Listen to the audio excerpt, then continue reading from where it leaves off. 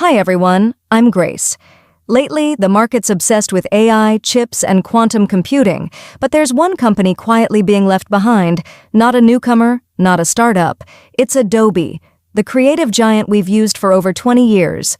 Over the past week, US stocks have mostly trended higher, but Adobe, it's down 27% in the past year, from $634 to around $354. That's more than a quarter of its market cap wiped out. Investors worry that tools like ChatGPT, Midjourney, and Canva will make Adobe's software obsolete. Even CNBC's Jim Cramer called it a casualty of the AI revolution. But here's the thing, AI won't destroy Adobe. It might actually make it stronger. Let's look at the numbers. In 2021, Adobe's revenue was $13 billion.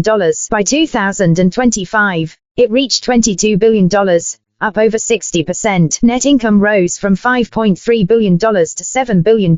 In the latest earnings report, revenue came in at $5.99 billion, earnings per share at $5.31, both beating Wall Street expectations, and management raised next quarter guidance. That's what I call rock-solid performance.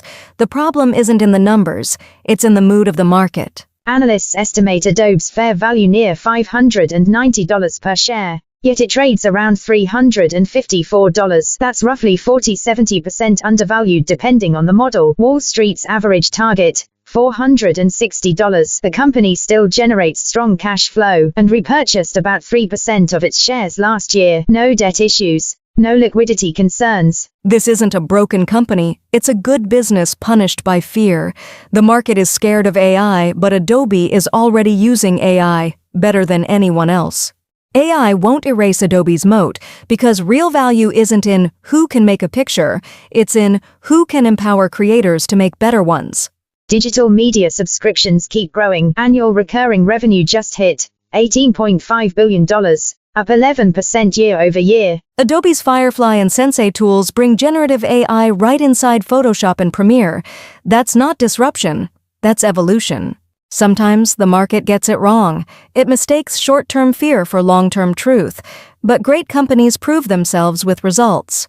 Adobe isn't a fallen giant. It's an old hero waiting for a fair price. If you agree, don't forget to like, subscribe, and tell me in the comments, is Adobe still worth buying?